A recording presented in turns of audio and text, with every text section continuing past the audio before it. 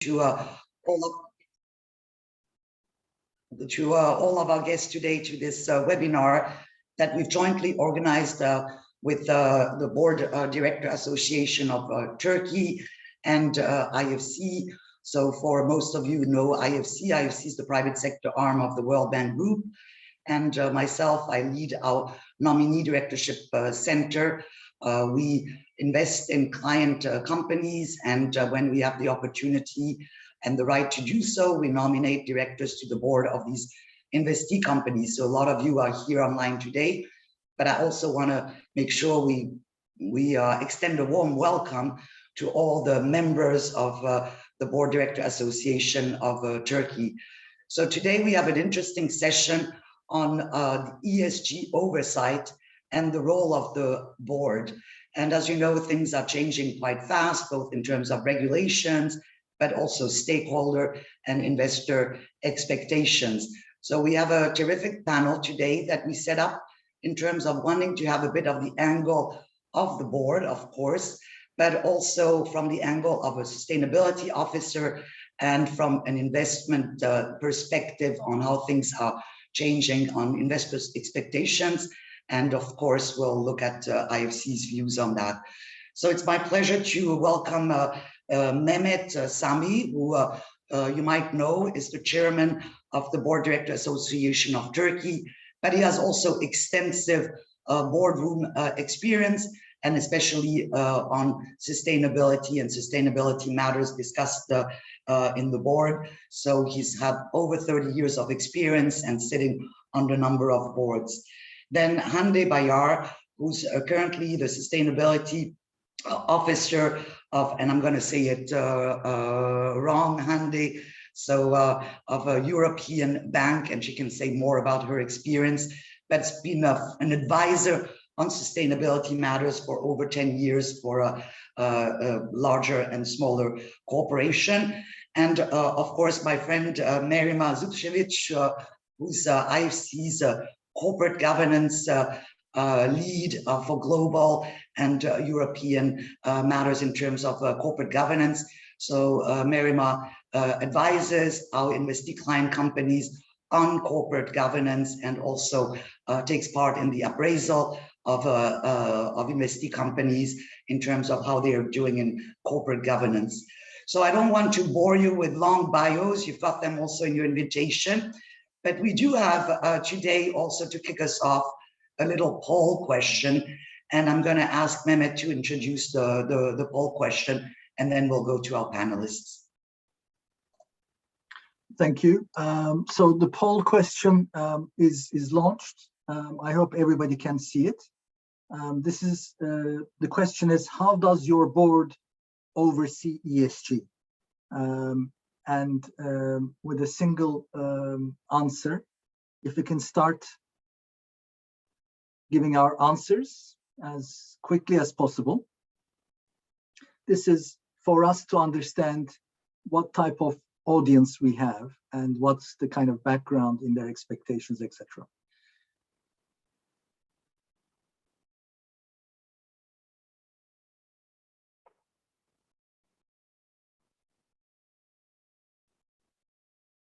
Okay, a few more responses, please.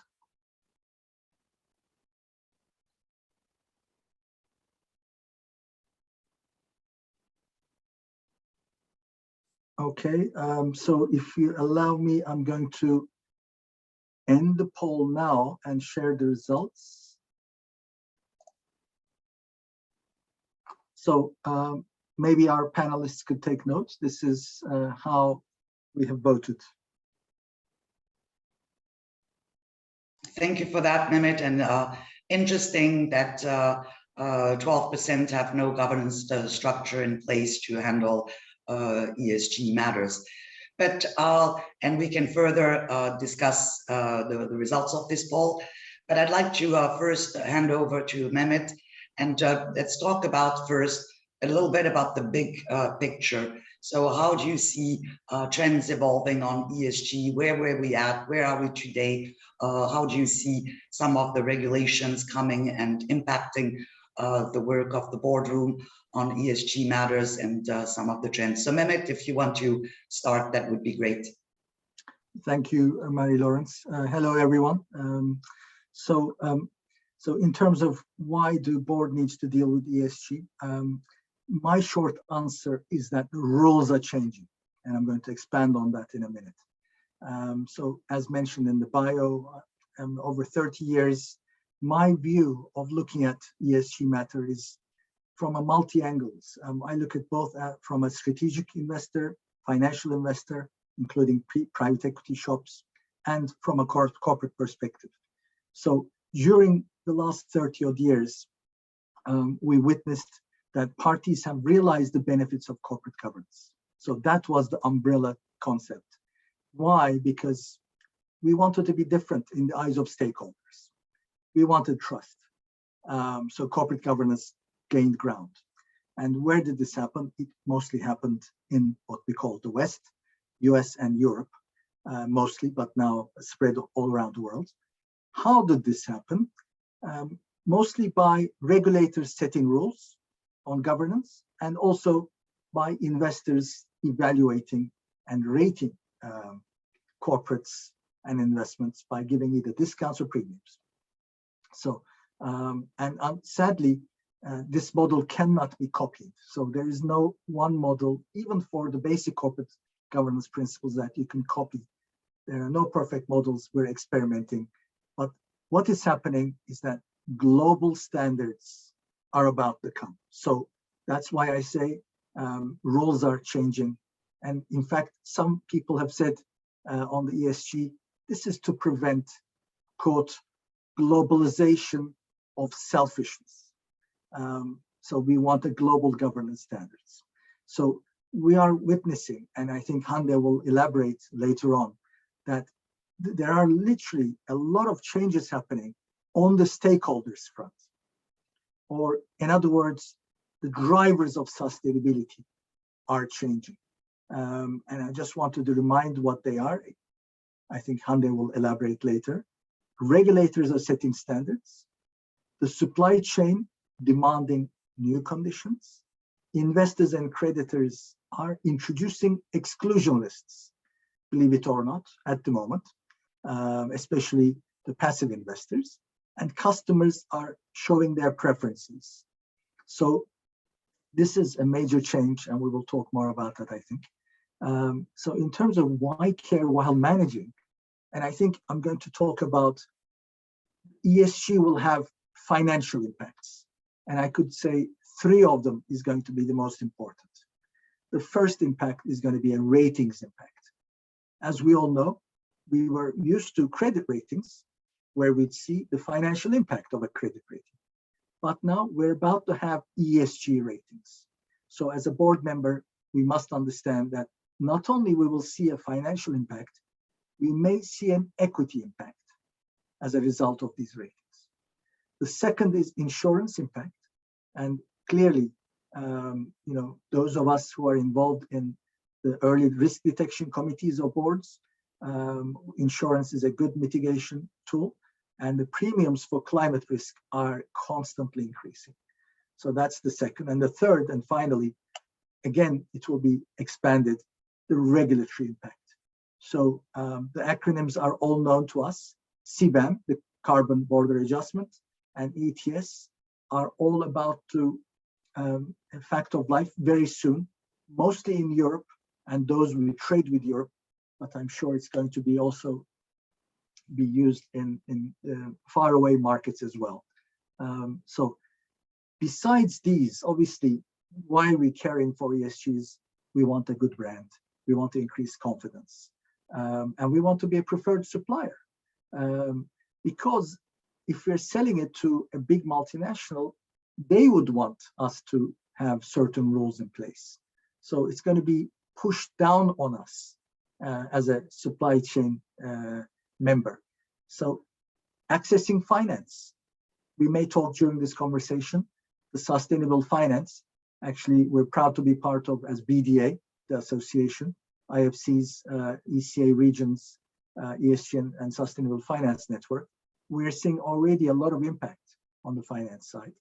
Obviously, better operational performance and better sourcing are the keys, and developing risk management. I will talk later on maybe about the climate adaptation surveys that as board members, we need to push the companies to prepare in where we are based currently in Istanbul, Turkey.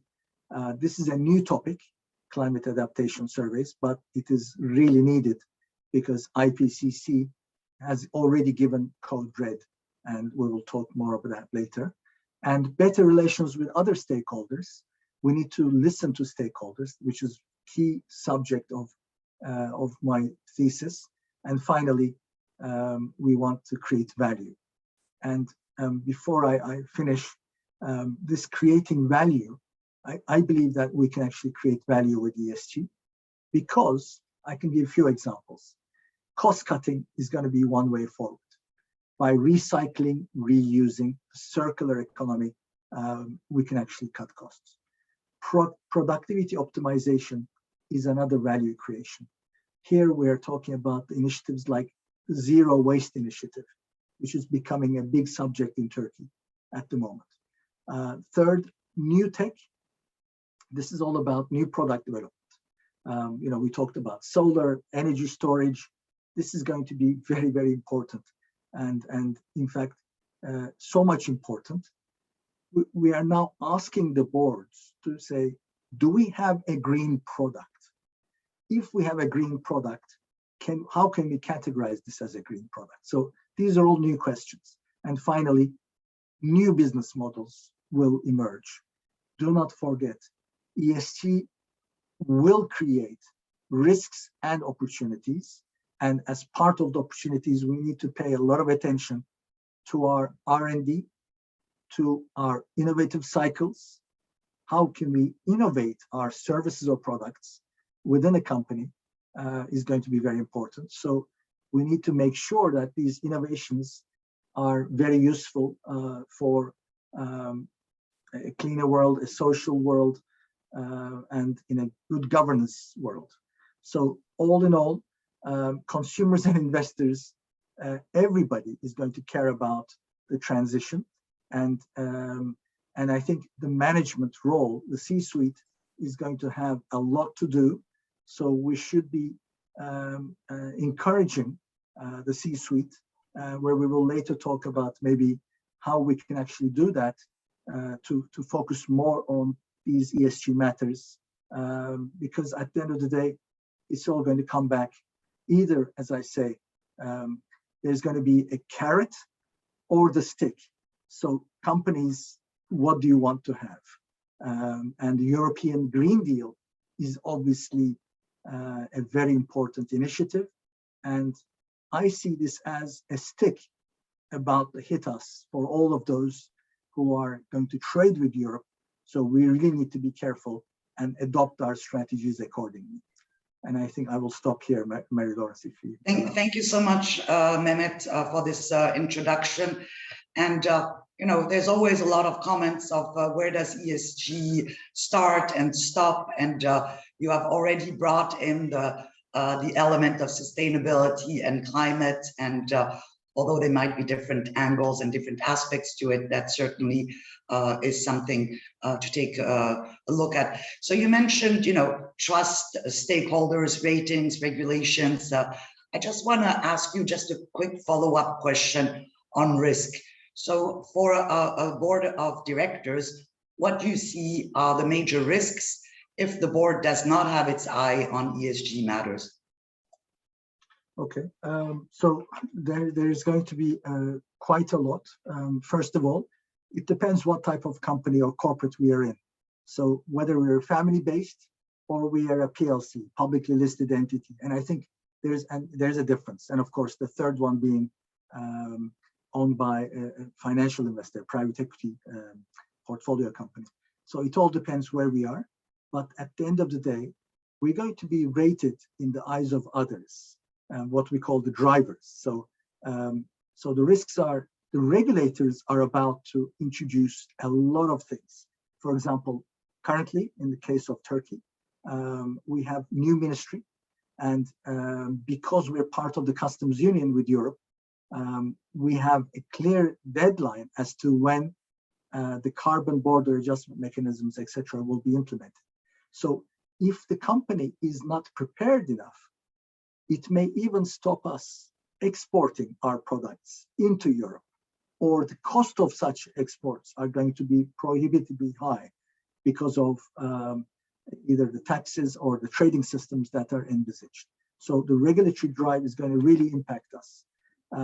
But of course, this is just one angle. There are other angles, and I would like to talk later about, whose voices are we hearing in the board.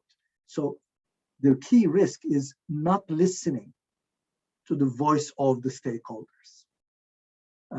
So maybe Hande could later talk about the stakeholder materiality index or the matrix.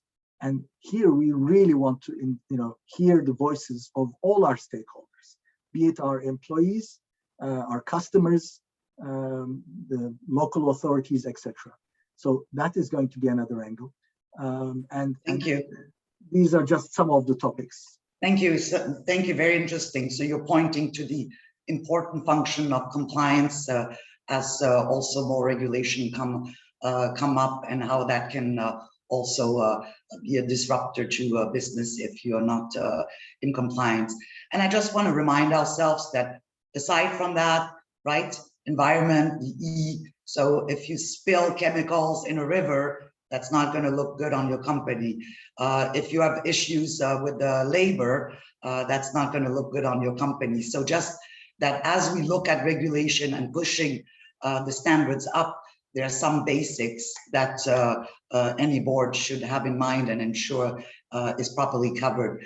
But with that, let me hand over to Hande to give us also a little bit of what she sees in terms of the drivers of ESG, both in Turkey, but also globally. So what are some of the trends that we see both in stakeholder movements or in terms of regulation? What is changing these days? Thank you, Mary Lawrence, for the introduction, and thanks for both IFC and BDA for welcoming me to this panel. ESG, I mean, we all have a glimpse as we are here today at this panel. ESG is a vast topic. And with my enthusiasm, I sometimes find it hard to stick to the question, so I'll try my best. But I can start with a quick addition to what can be one of the most material risks that board members can face. It's litigation. We can see the numbers for court cases and judgments increasing on a daily basis. And they are around not only the regulations, but also for companies who are failing to act for duty of care. So there are many fronts that board members need to have effective oversight on ESG. And regarding your question, of course, regulatory landscape and emerging trends are one of those. So when we look at the big picture, I believe there are several drivers for environmental, social, and governance regulatory landscape. Its rapid evolvement and its further need to evolve. As Mehmet Sami also briefly mentioned, we have a wide range of stakeholders with varying expectations, from investors to employees, from customers to activists, and to regulators. And they all want to better understand a company, its products and services, ESG performance and impact. And when we look at the risk side, which we also touched upon, the latest global risk report by the World Economic Forum, we can see that 8 out of 10 risks that are identified to have the most severe potential impact on the global economy are in fact environmental and social. So it's 80%. And they have the impact not only to disrupt businesses, but they also have severe impacts on individuals and governance.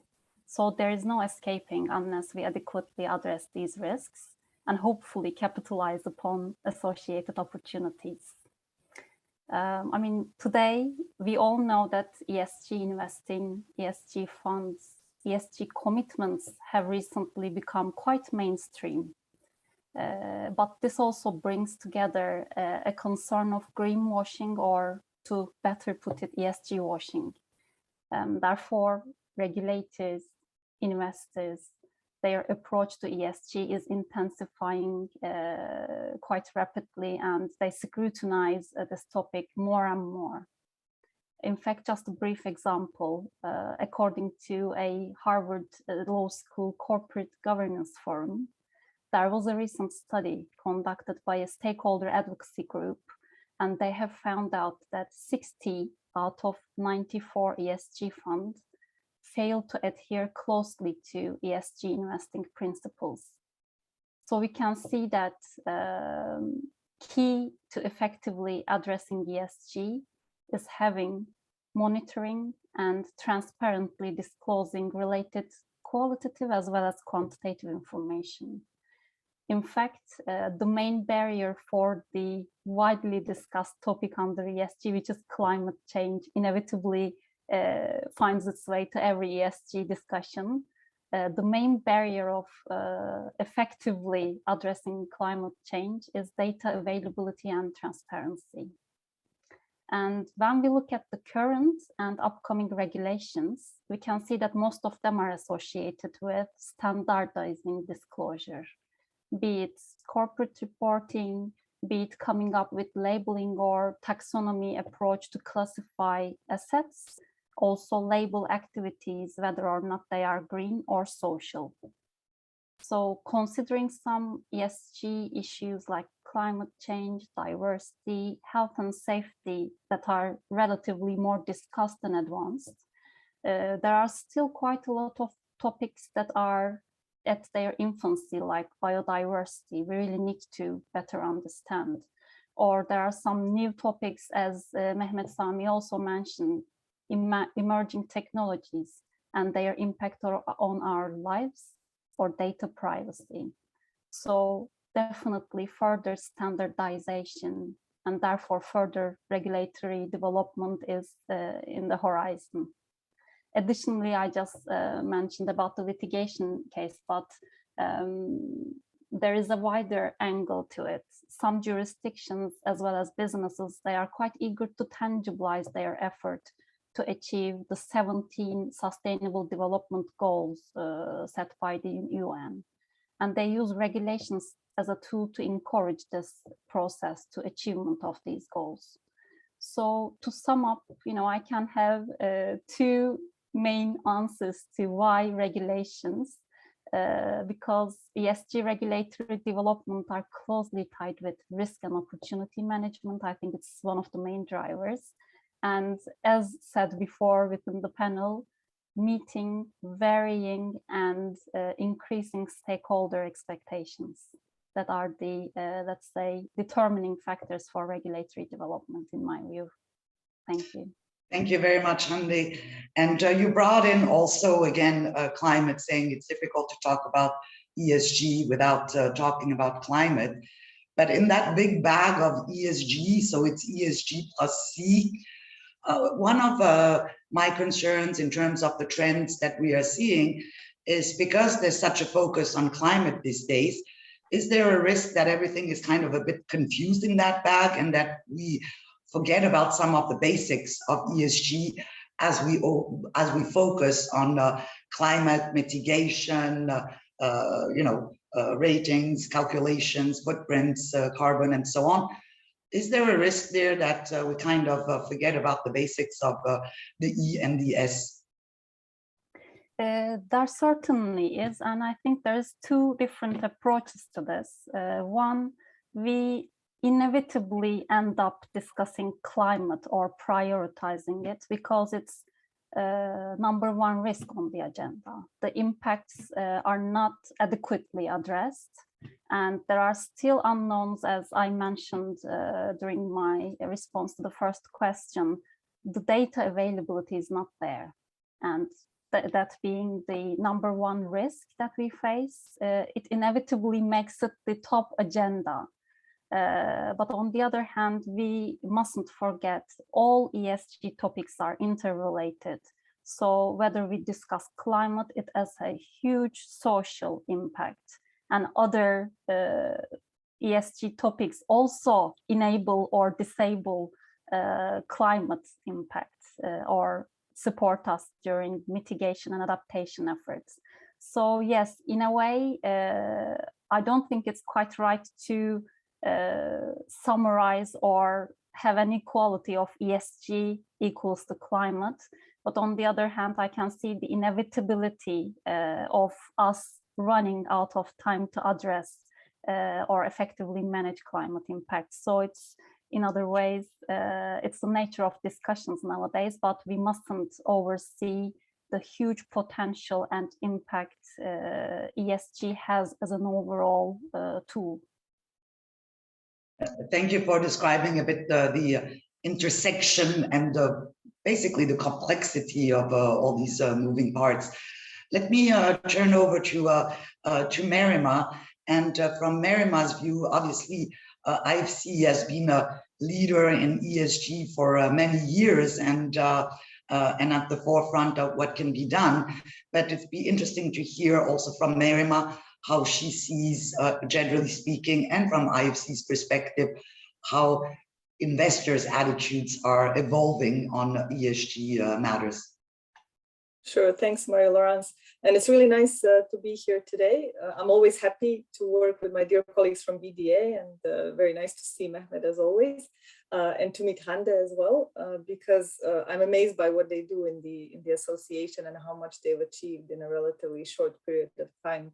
And also I have to say I'm quite amazed with the quality of directors from there, and happy also to see a lot of our nominee directors, IFC's nominee directors on the line. So thanks everyone who has decided to join today.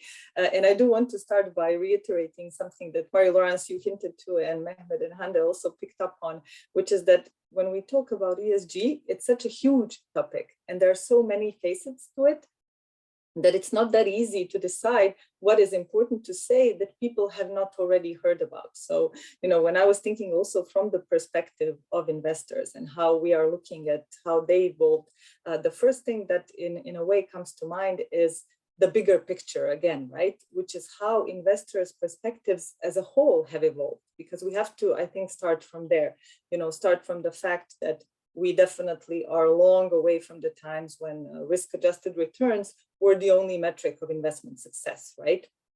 So we are now seeing investors themselves under huge pressures to behave in certain ways. So not just the companies who are expected to adhere to certain principles, it is now the investors as well who have to contribute to the wider stakeholder community beyond their own investment basis. And this has really, I think, been a game changer in how investors are looking at ESG as such.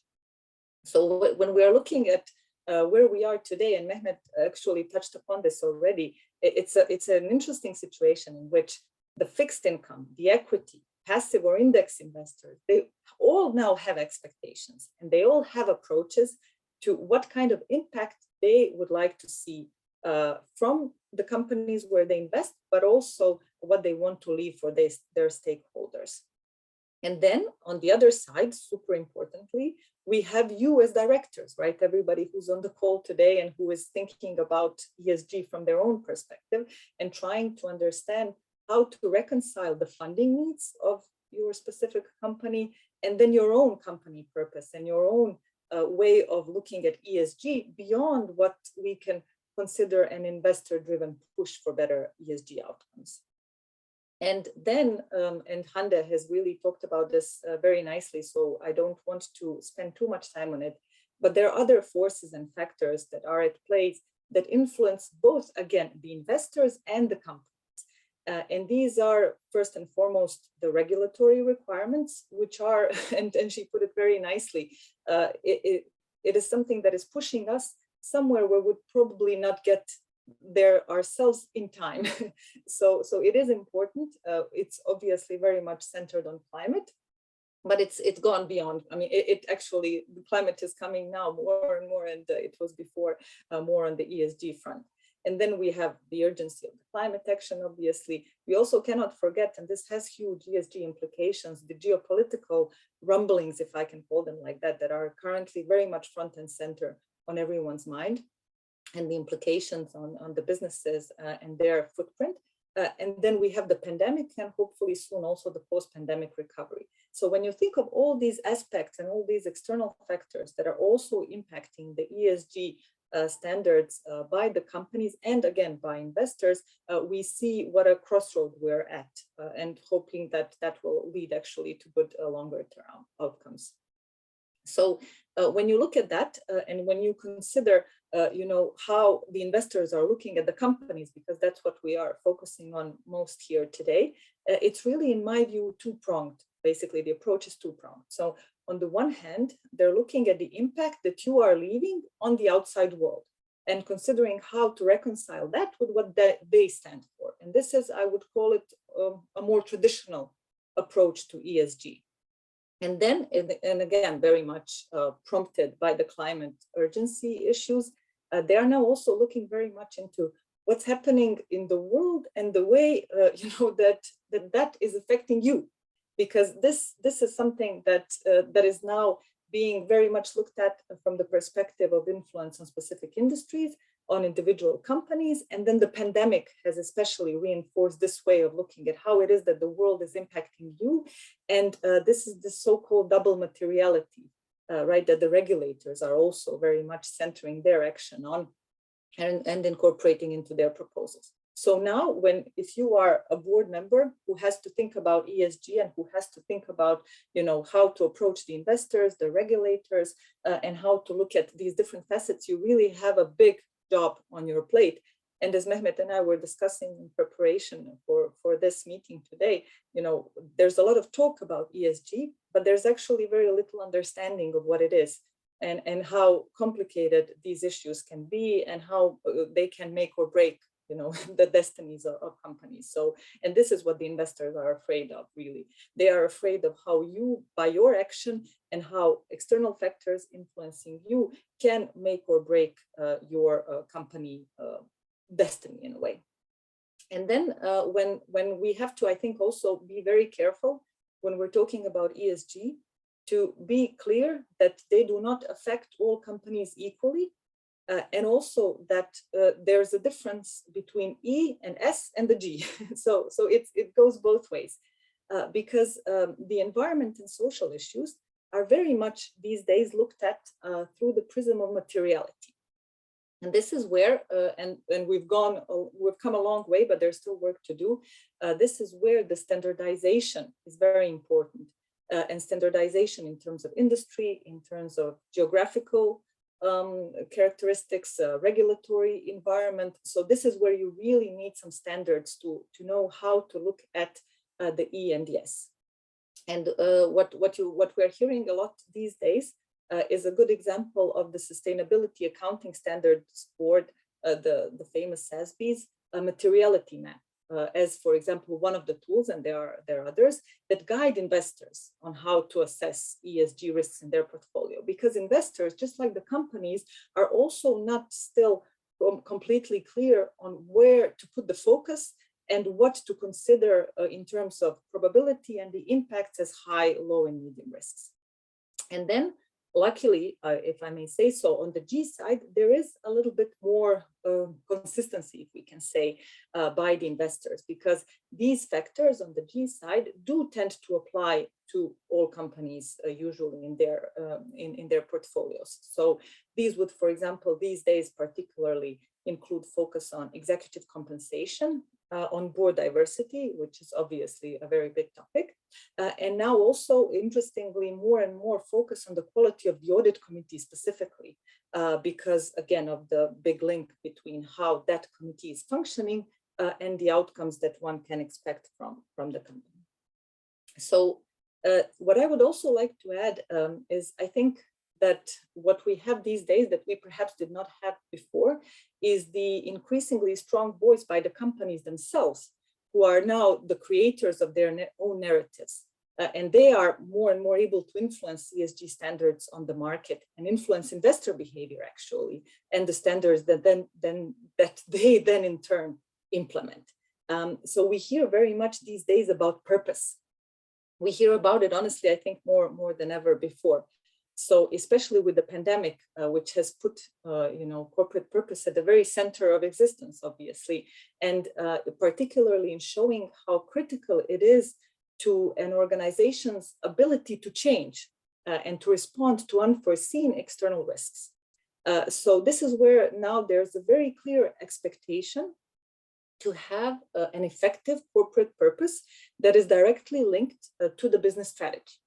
And the investors are seeking to understand this purpose in turn, to understand how this capital letters Y serves the companies and the investors' financial value and how the market is responding to it. So corporate culture, treatment of staff and key stakeholders, behaviors, all this is now under the magnifying glass, and really for a good reason. So to summarize a bit on the ESG investor expectations, if we go beyond the detailed standards, what these come down to, and I've tried to think myself about what do these standards really stand for in broad terms. So it is first and foremost, I would say, the delivery of value through investment in employees. And this is where diversity and inclusion is very important. It's dealing fairly and ethically with the suppliers, given, as Mehmet was referring to, the huge importance of the supply chain as such, and not just you as an individual company. It's then looking obviously at how you support the communities in which you work as a business, of course, generating still long-term value for shareholders that has not disappeared, and demonstrating commitment to transparency, which is where we're seeing a lot of push for more quality reporting, and obviously, and very importantly, having a positive or at least neutral effect on the environment. And then very quickly, when you asked Marie-Laurence about the leadership, ESG leadership, and so this is obviously where the investors do have a huge role to play, and one could argue really the most important role of their lifetime is probably the leadership on these standards. And when I look at IFC, obviously, as we are from that institution, and when we see how the performance standards and how our corporate governance standards are widely accepted in the investor community as the benchmark for assessing ESG risks and opportunities, that really gives us some comfort that there is a big push for, or an attempt at least, for standardization, so that you can have similar standards applied by different international finance institutions, in this case at least. So for example, I'm also, I have to say, very proud of the recent commitment to align our investment program with the Paris Agreement, with its do no harm goals towards the climate, because our performance standards already incorporate the do no harm principle for the environment and social and governance issues. And so the attention here is given both to mitigation and adaptation activities, as I was referring to earlier. And then on top of that, we have the climate financing commitments, which have a clear goal of positive impacts on the climate. So to follow obviously this work, we're also working on multiple ESG tools to help address risk, but also derive value from climate-related work on the one hand, but then as Marie-Laurence, you referred to earlier, not forgetting this wider ESG context and not considering, all the other aspects that should not be forgotten in this huge push and this huge race to save the planet in a way from climate change. So all this to say really that the standards are changing because the environment is changing, and given how volatile the markets and how volatile the situation in so many respects is, I'm sure that the standards will also continue to change. And this is where, again, the investors will have a huge role to play. So I'll leave it at that, Marie-Laurence, for now. Thank you so much, Marima, for that overview. And I think you mentioned the word purpose. And indeed, if you take ESG and overall sustainability, it's also about purpose and how that companies fit in there. But it's also the drive of having shareholder capitalism versus stakeholder capitalism, or having corporations transform into being responsible citizens. And that's the move we're seeing. So just a quick follow-up question. Globally, this is something, maybe all of us here online are convinced about. Maybe there's some drivers in Europe, through, the US through regulations. Things are coming up in Turkey. But overall, is this trend globally, or do you see that some geographies are pushing this, supporting this trend for responsible corporate citizens with a strong purpose and do no harm and etc.? Is this local, or is this really a trend across geographies with investors? I think it's becoming global. So perhaps there are still pockets of investors and companies that have still not bought into, as you rightly say, the stakeholder capitalism phase of where the markets are. But given that it's becoming increasingly difficult to raise financing, and again, going back to the fact that it's not just the companies that are raising financing, the investors have to do the same thing, and they also have to demonstrate certain commitments. So that's why it has become even in some of small geographies where you would expect, you know, that this would not be that advanced or a less developed market, you still see a big push, and you don't see the defensiveness that we all who have been in this field for a long time have seen in the past, perhaps, you know, where we would talk about ENS or G, and they would just say, okay, thank you very much, and then turn to another investor in hope that they would not seek the same things, right? So now there will soon be no other investor that will allow this, you know, liberty. So I think, of course, in some places, it is more the desire and this purpose, the company purpose, that is pushing the companies in a certain direction. In others, it's the pressure and the inability to raise financing. But in either way, it is there, and I wouldn't call it, you know, a local or a developed market phenomenon anymore. I think it is very much ingrained now in how the markets are functioning. Thank you for that, Mary-Ma. And I see some already questions or comments in the chat that will certainly address. And I saw mentioned also communication. So imagining in today's world a company that puts out an annual report without stating purpose and how they look like on sustainability or what they will do about it is really important.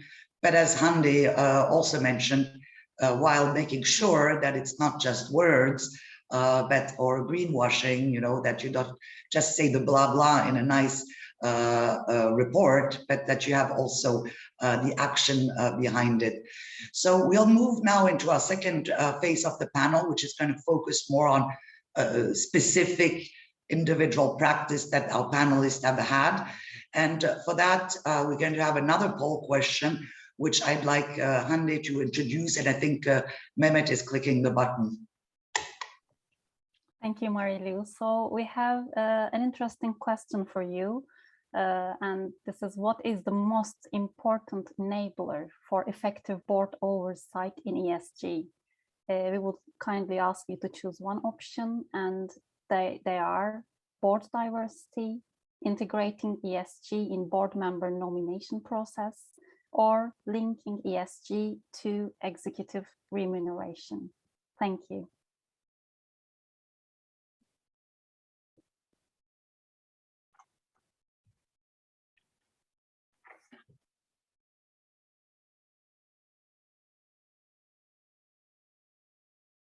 And so, you know, on purpose, we didn't put in a checkbox that would say all of the above. So you have to pick what the most impactful driver would be from your perspective. Exactly.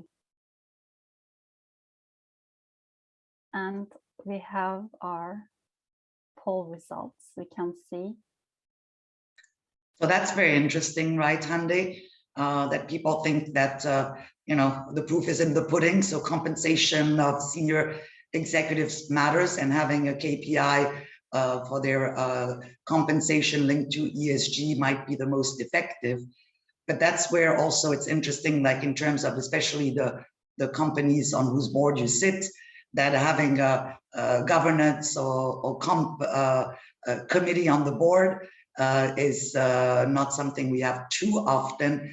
And that tells us also that maybe the board should get more engaged into executive compensations and nominations of C-suite members. So very interesting. But with that, I'm going to hand back to Hande. And I would like Hande to talk a bit about her role as a sustainability officer and what actually a chief sustainability officer is in a company, and how that person actually engages with the board, and to tell us a bit about that role. And also, if you don't have such a person in the companies you're at, maybe the board should discuss. But over to you, Hande. Thank you, Mary Lawrence. To simply put, a sustainability officer's role is to coordinate ESG activities within an organization. We've heard the investors' ESG approach from Marima. The regulatory requirements are intensifying, but similarly, all key stakeholders have varying expectations on ESG. And NGOs want to see ambitious reductions or, minimizing negative social and environmental impact. Board members expect holistic risk and opportunity management. Shareholders expect higher returns. Employees expect their well-being maintained. Investors and regulators expect transparent disclosures, clear metrics, and tangible action plans, and the list goes on. In order to meet with these, having a fully functioning structure to undertake ESG, oversee and manage ESG is a must, because this is a multi-dimensional, interconnected, as we previously mentioned, but also far-reaching topic that requires involvement of every single function, and I'll dare say every single employee within an organization. Therefore, having an umbrella coordination body is critical, so we can maintain the effective engagement across business. And I remember recalling a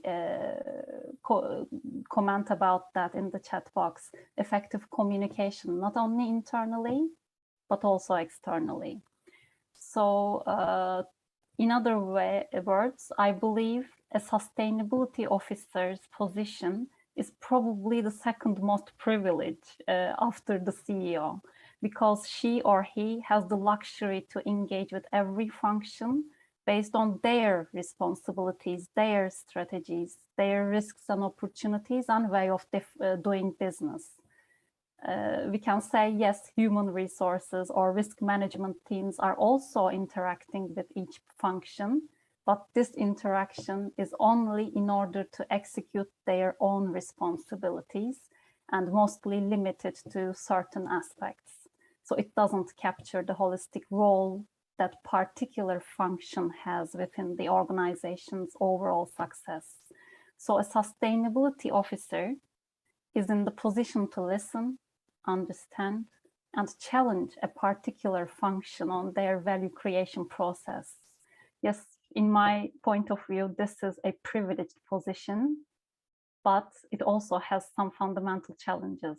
When it comes to managing ESG, sustainability, within an organization, there is no one-size-fits-all approach. We've already mentioned this, and our second poll question, and as well as the first poll question response, I think is a clear indication of that too. So to come up with an ESG governance structure that is first well integrated and also compatible with the rest of the organization is a must, and quite often challenging to establish. So in many cases, I've seen that organizations have unintentionally siloed structure of information flow or also communication flow. So this is probably the #1 enemy of effective ESG management. Therefore, it is also crucial for a sustainability coordination body, be it a team, be it a committee, be it a person, to act as a bridge to connect all and also channel this knowledge or overview to be factored in the business strategy review or strategy development process. When it comes to the engagement with the board side of the equation, it pays off having a clearly structured committee in place with holistically responsible, covering all ESG aspects, and a clear reporting line to the board. be it a board committee, being a management committee, having a C-level executive as chair. It really doesn't matter, and it depends on the business structure. But such a rapidly evolving area, it is challenging for board members to also keep track of most recent updates. I mean, we've talked during the first session about the regulatory landscape.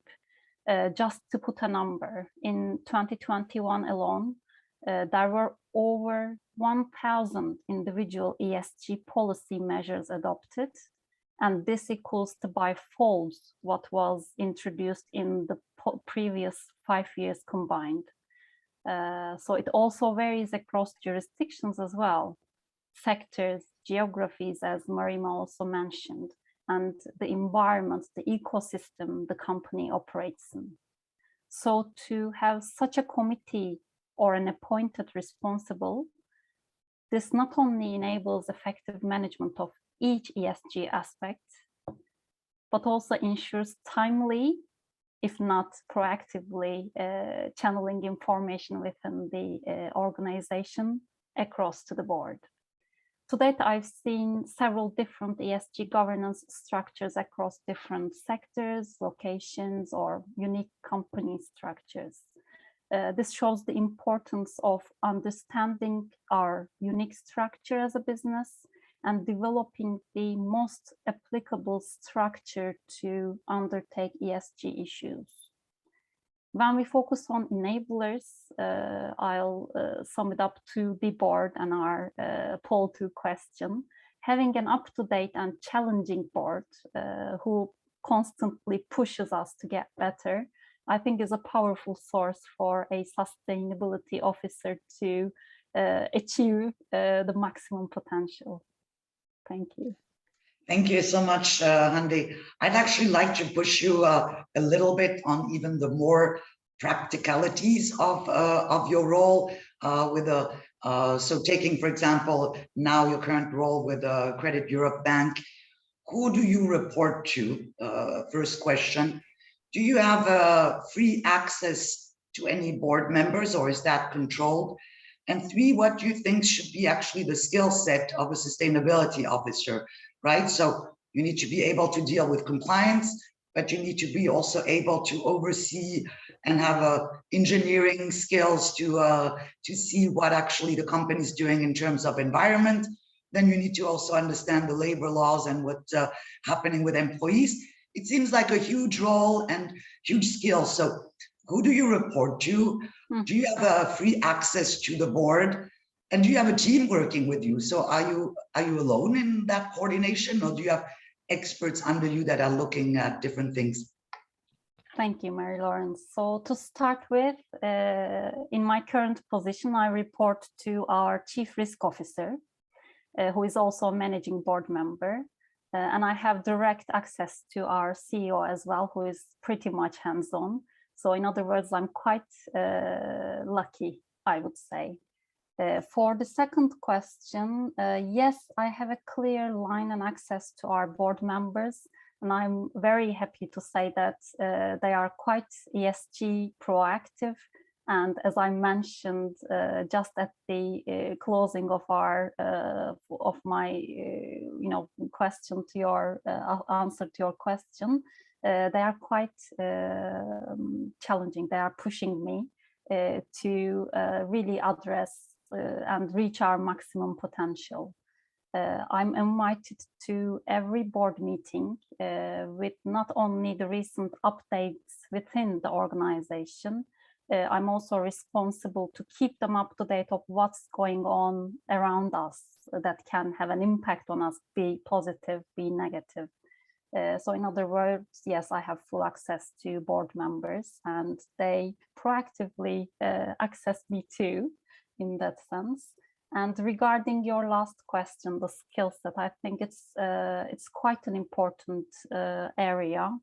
And having a competent sustainability officer, as you said, one day it involves a particular aspect of occupational health and safety. The other, it's a very complex regulatory requirement be it, let's say, EU taxonomy, which has perhaps over 1,000 pages of documentation content. So it's quite challenging, but I can say as the sole sustainability officer, having not a designated team within my current organization, yes, it may look like a one-man show, but it's, I'd like to put it, it's a huge army behind me. I can't do it without the support or execution of each function, from CEO to our receptionist, I would say.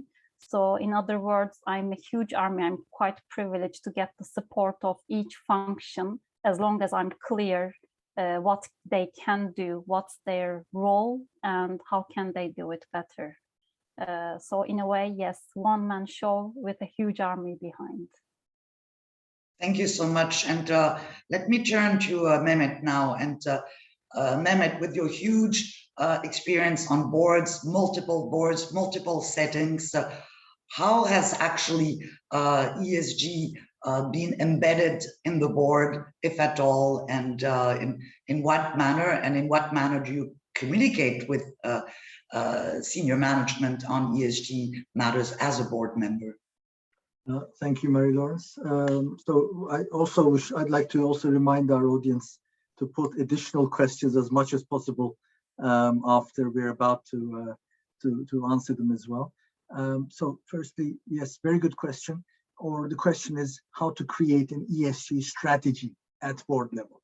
I think this is a big misnomer, and not a lot of board directors really understand this concept. So it's a new concept, and so we all need to learn, and we're on a learning journey, each one of us. So that's very important. But the main promise is we need to remember that the primary duty of a board director is to monitor. So the newly emerged ESG concept is actually widening this monitoring responsibility, in my opinion. So my response will be in three parts: what to do, what to think, and what to ask. So what to do, Hande alluded to it, ESG governance. I think that's a key word that we should all resonate. So what do we mean? Who is responsible in the board?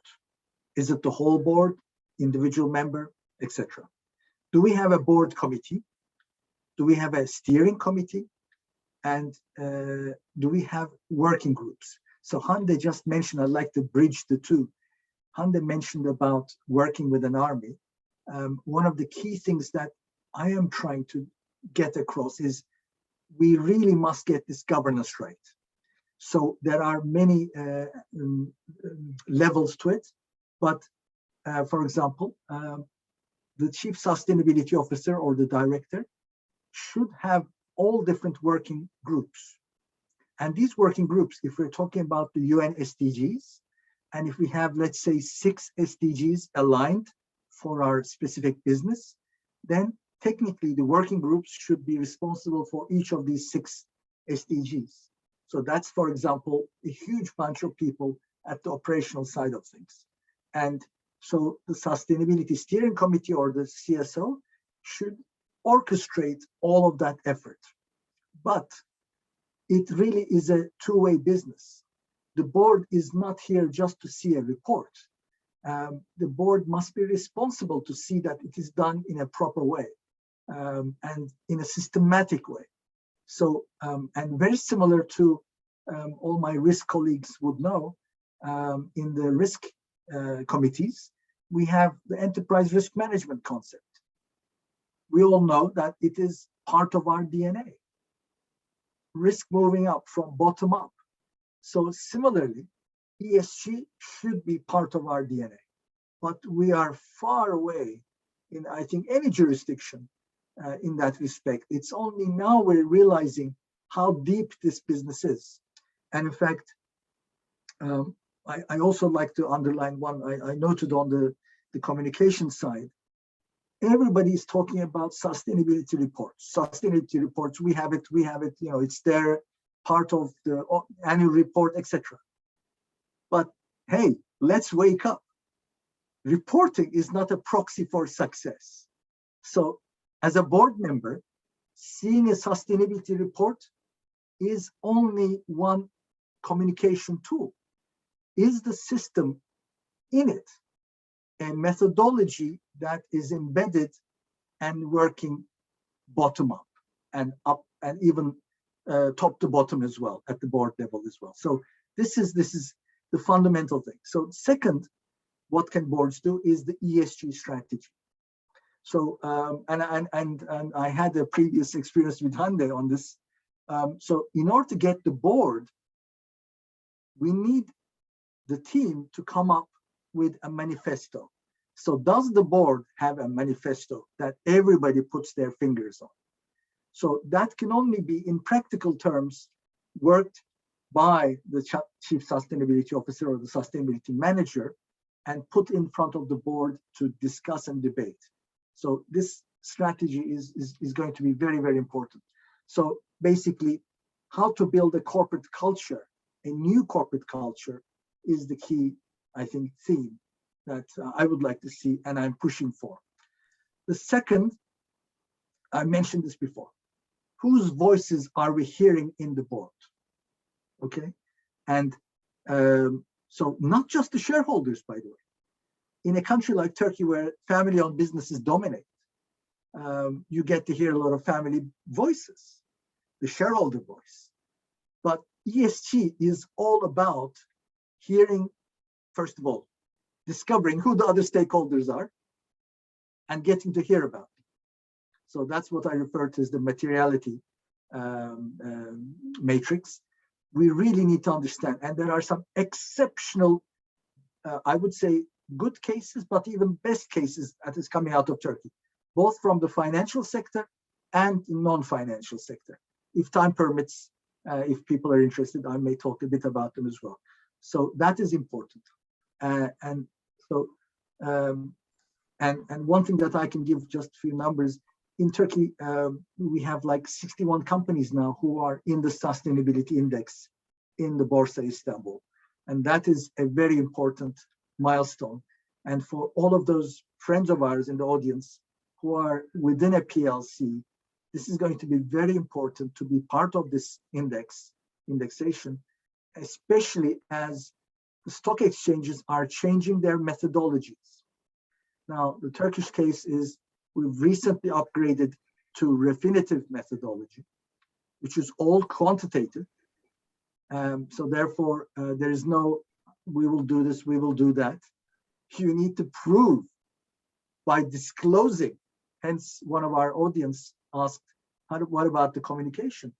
So in a sense, being part of a sustainability index is actually disclosing all our policies and all our way of life to the outside world. And even, not even, if you don't disclose, by the way, they don't score you. So you're not able to increase unless you score and disclose your principles and how you do business and your KPIs. So that's also important. And also for those of us who are much more bigger companies and sophisticated, I cannot underline the importance of CDP disclosures. This is for, it's to do with climate disclosure project. It's set up by investors. Investors want to hear about your disclosures. CDP is a very good example. There's level 1, scope 1, scope 2, scope 3, and the most difficult part is scope 3. Again, I'm not going to detail. So this is also another important fact. So we should be aware of the reporting and disclosures, and if we are not aware, then we will be getting marked down. Is important. So just a few more things, if I may. Where to handle ESG? This is a much debated issue, I think, all around the world. Is it in the board? We have some people answered, we're dealing it at the board level. I have 35% in the first poll said we're dealing directly at the board. That may not be the right way, but a board committee is the way forward. And currently, the current practice, from what I can see, is to attach it to the corporate governance committee. But I have no doubt, very, very soon, the regulators will come up with a new mandatory committee called ESG committee. So that is coming, but as it is, we can actually keep it within the in the corporate governance. And so, what should the board be thinking about? We should be talking about ecosystem boards. There are all these concepts around, so you can all read about it. It's very interesting. Digital savvy boards, caring board. So if we actually allocate a board member to some of those principles, the thinking board, for example, or the compliant board, then the board members themselves should have the responsibility to look at different areas of this huge subject, and that could be a way forward. Finally, what are the questions to be asking at the board? Is the C-suite equipped to lead with the twin transformation? That's digital and ESG. And which ESG issues concern our stakeholders? I repeatedly underline that. And how to integrate ESG consideration into strategy. And who is in charge? Who is in charge? Is it the sustainability officer? Or is there a specific board member? And if there is such one, the verdict is out, by the way, in my opinion. But definitely the board should have a very proactive role. And this is what Harvard Business Review also quoted recently. Transition needs to happen at the top. So the board should take the responsibility to push all of these changes onto the management and to enforce that the culture is embedded. So the board composition, understanding short-term and long-term targets.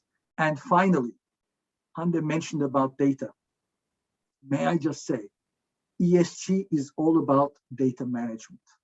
So if we do not get our act together, there's going to be so much data being compiled for different reporting purposes, different disclosures, we will lose the sight of the end game. So I think data management is also going to be a big issue for us to understand and take precautions accordingly. Thank you. Thank you so much, Mehmet. And I'm also looking at the time, and I do want to make sure that our participants get also to ask questions or share their views. But it's very interesting, as you say, it takes a village. There might be not one single model. Obviously, the board has an oversight role, and having the right information and data is critical. Now, depending on what stage of governance or what type of company, listed, non-listed, startup, the progression might be different. Depends also how large your board is, right? So if you have a board of 5 people, it's difficult to have 10 committees. But so there might be different approaches. One of the questions I had, and maybe I'll have Marima cover that question as she talks also about what IFC's practices are in terms of what we're looking at when we're upraising a company and how we guide or advise companies in progressing towards better governance of ESG sustainability. And so that question is what maybe some of our board members face. You can be convinced, you can talk, but you get also a lot of pushback. How much does that cost to have all these working groups and collection of data and reporting and so on? So it's a great, but Mehmet, I'm sure you faced pushback on your boards as well in terms of how fast we go and how much this is going to cost. And I know Marima, in terms of her work with IFC investee clients, has faced the same. So let me turn to Marima to both tell a bit about the pushback and the cost, and also how IFC matrix works in terms of both upraising and supervising our investee companies. Sure, thanks, Marie-Laurence. I mean, first on your question, I think, yes, we've discussed it earlier. There is pushback and there always will be pushback, but I see at least 2 ways of addressing it. On the one hand, as I said, once financing becomes unavailable, that will be, there will be no pushback, because in that case, the companies will realize that that's the only way to survival. So linking that to financing requirements is super crucial for investors outside of the IFI community, and that is happening, as we said. And then secondly, and unfortunately, I think it's a consequence of human nature, we usually learn most from negative experiences. So having an issue in this area, or having seen a competitor or somebody in the supply chain having had issues related to ESG, really serves as a big motivational factor. And this is something that we've seen also on the governance front, especially where it's easy to discount on the need for strong governance systems. But then when they see what happens in absence of these, people usually change their minds. So I think that there's a lot of there are different ways to show effects, and it's especially difficult, obviously, with areas like this where the effects are long-term, impacts are long-term, while the action needs to be taken short-term. So it's not that easy to make yourself do it in advance without seeing the longer picture. And I think this is where, and I think Yeshim was referring to the importance of, in the chat room, of the importance of linking to the executive compensation. This is where this sort of short-termism on the management team as well needs to be gradually lifted, because everybody's thinking, okay, within a couple of years that I'm around, nothing major will happen, the climate will not change, the ESG scandals will probably not occur, and then they're not looking at the strategy behind. So as Mehmet was saying, you need a strategy, you need to link it to the incentives within the company. And if I could also go quickly back to what Stephanie was asking on how to keep the ESG, and what Bernard was asking about the communication. So these are the crucial issues. How do you ensure that there is energy, and that everybody knows what they're supposed to be doing, and nothing falls through the cracks? And this is where these structures come to play. This is where governance behind it all comes to play, where you need to have a way of looking at ESG, not as an afterthought, and not as something that's based on an issue that arose yesterday, but having a structured process throughout the year. When you are looking at ESG, when you have people like Hande, sustainability officers, looking at it at the management level, and the board with proper oversight, and the committees that go with that, this is the only way to do it. And yes, it's a tough sell on some, but the results are very difficult to expect otherwise. And on IFC, I know we're running out of time, so I'll be very quick. So we do have a very structured process in terms of looking at ESG risks throughout investment and advisory operations. So every single activity by IFC is screened for ESG risks, and we have multiple approvals and indicative categorizations throughout of risk throughout the process, in order to ensure that the due diligence is detailed enough, that we know how our clients behave, and what improvements they need to make in order for them to be viable partners. And as I mentioned, people are aware of IFC performance standards. They also may be aware of the World Bank environmental health and safety guidelines and the corporate governance methodology. So all these standards, again, standards being very important, forming the sustainability framework for IFC, and the policy that has a firm commitment. And if you open, and these are public documents, if you open IFC sustainability policy, you first see what is the commitment that we're making. And the commitment is the do no harm principle. So, and it also provides, the policy itself provides for very clear roles and responsibilities internally for how ESG risks is managed. And this is crucial for everybody to know what their role in this process is, and then to be able to transpose that on the clients. As most of you would know, we have sometimes quite elaborate environmental and social action plans, corporate governance action plans, and these are very importantly, on the environmental and social side, also publicly available. And they are disclosed in the so-called environmental and social review summary, because this is a way to engage with different stakeholder groups on ENS issues that are linked to obviously activities financed by IFC, but that may be affecting not just the company, but affecting the other stakeholders. So I think this way of showing the market how, to actually provide views on, provide information and have this external communication is an outcome of internal communication on this issue, going back to Bernard's question. And I'll leave it with that. Besides this due diligence, this initial process, we also have supervision, so-called supervision activities. So throughout the life of communication and collaboration between IFC and clients, we do visits and monitor progress in order to be able not just to see, where clients are and whether they have done everything that they said that they've done, but also to allow us, given how quickly standards are changing and issues are changing, to also be flexible and respond to client needs on the go. Because they may be facing new challenges that they didn't face 2 years ago when we invested. So this is how this circle is maintained and how why communication is very important. Thanks. Thank you so much, Merima. And so talking about new challenges, I want to hand maybe first to Hande the question of the current geopolitical situation, the pressure on energy access, on prices on commodities, supply chain disruptions, and so on. So from a perspective of a board, what you have to rethink your strategy, both in the short and the long term, is this putting some of the ESG concerns in the second row? Well, thank you. It's a very nice question. I think it's a matter of how we look at it. For example, I've seen a question on this. Yes, the war in Ukraine, the energy security issues, will they affect the importance or priority of ESG or green transition for that matter? And the answer, of course, the reason for disruption or the cause of disruption will change.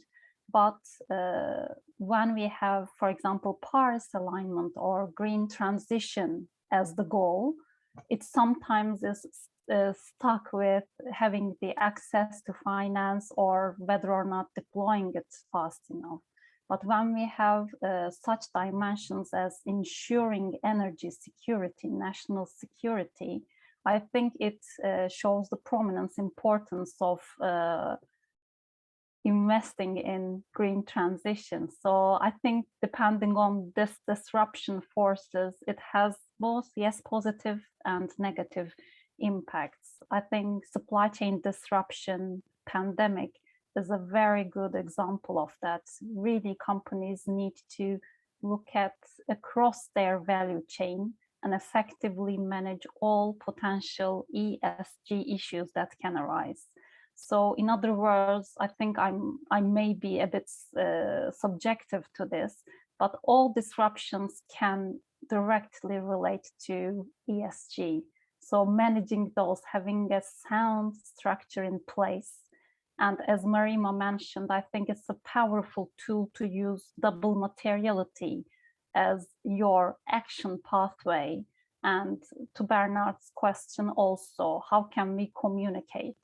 Well, first we need to understand with whom, on what we need to communicate with. So having this double materiality of first, how I need to put across, how I create, disrupt, or transform value over time. What's my aim? What's my purpose? But on the other hand, looking at the other side of the medallion and seeing what are my stakeholders expecting for me to be doing, and customizing this communication plan strategy, I would say, dynamically, as Merima mentioned, because it changes. We have been talking about pandemic now. We've been talking for the last 2 months about the war and its impacts and how long-term it can affect us. I think double materiality serves as a great tool. And I may add quickly, because I'm quite a fan of having the integrated thinking approach. So for each organization to put on a, let's say, diagram, how they create value and how they transform it and what's the purpose of them doing it, or how in line they are, how much they walk the talk. I think it's a great gap analysis to start with, so they will have a clear picture of with whom and, as I said, based on what they need to communicate with. Thank you so much.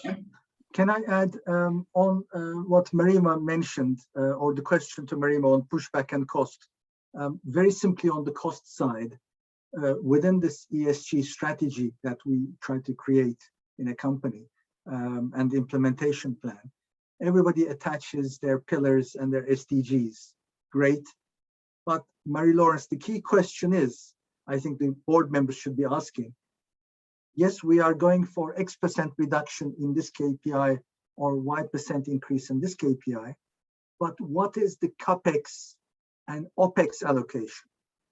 Nobody is really questioning, at least from my cases, how much cost these targets will create for the entity that we're on board. And that is going to be the biggest dilemma, because that's also going to cut the dividend policies, maybe, of some of the companies that we're in. So this is going to be a big, the real cost is how much investment we're going to put into the company to achieve these ESG targets. And I think that's going to be a big, big discussion for many years to come. And that's going to be, I think, a big, big problem also for us to handle. Maybe I can add quickly to that. Yes, we don't know the cost of action, but based on data restrictions, it goes both ways, I think, for us to know the cost of action and also the cost of inaction. So yes, indeed, I think we have a long way to go, and it's going to be a priority for quite some time to come. Thank you so much, both. And Mehmet, back to you. A question I had also in the current context, and certainly we hope the pandemic helped boost digitalization, and we hope that the energy crisis will also boost investments in renewables. But I just wanted to ask you, Mehmet, in your boards right now, what do your risk conversation look like? Risk committee, ESG committee, do they talk together? So what does actually, for the broader board, the risk conversation look like? Okay, very, very simply. First of all, the ESG committees are not there yet.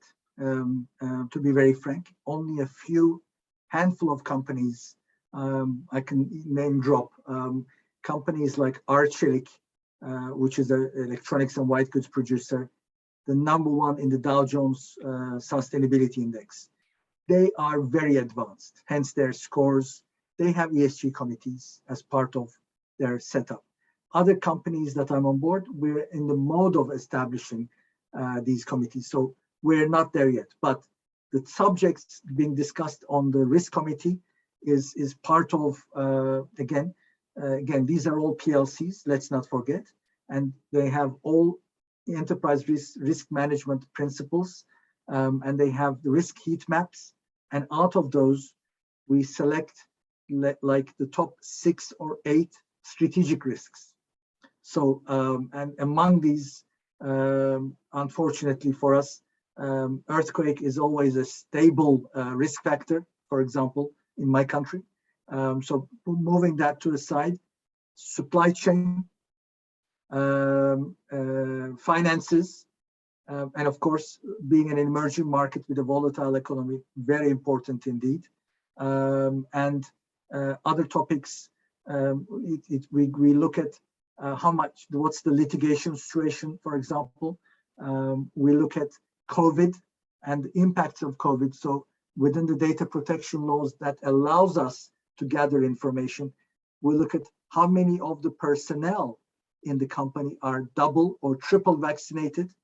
What are our policies on that and measures? So these are some of the key topics. As I said, the 6 or 8 strategic topics are these. Thank you. That's very helpful, and it shows also again the intersection between health and safety and other risks. So the intersection between also the social environment dimension with the risk. In lieu of a closing, I wanted to quickly, Mehmet, put up, we have a last poll question that will give you some food for thoughts in terms of your thinking. So if we can put that last question up, and as you think about the future and something to take away with you after this session, how would you see the future of ESG?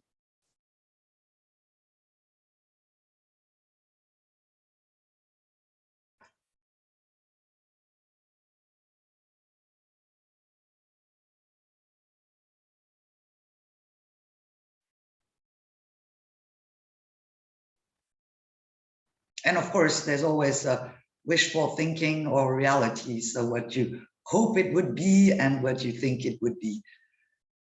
Any answers so far? Okay, so we're not dreamers or super optimistic, so it won't fade away because we've gotten so good at it. But it's going to remain a key on our agendas, and with some tweaks and evolutions to things. So thank you very much for that. I know we're at time, so I wanted to take the opportunity to thank all our panelists and thank the Board Director Association of Turkey for engaging in this event with the IFC. And thank you to you all for your participation as participants. We will send also, based on the recommendation of our panelists, some links where you can have some materials where you can dig a little bit deeper in terms of standards and processes. So with that said, thank you very much. And Mehmet, maybe the last word to you. Thank you, Mary-Laurence. First of all, thank you for everyone.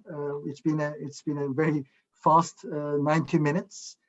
So we thank everyone, and please also follow up BDA events. We have a lot of English language programs on our website and YouTube channel where we talk about ESG and sustainability, and among other things for the boards. And we hope to collaborate more with IFC going forward, and wish everyone happy holidays, because this is the month for all three religions. Everybody's celebrating one way or another. So wish everyone a healthy and happy holiday period. Thank you. Thank you very much.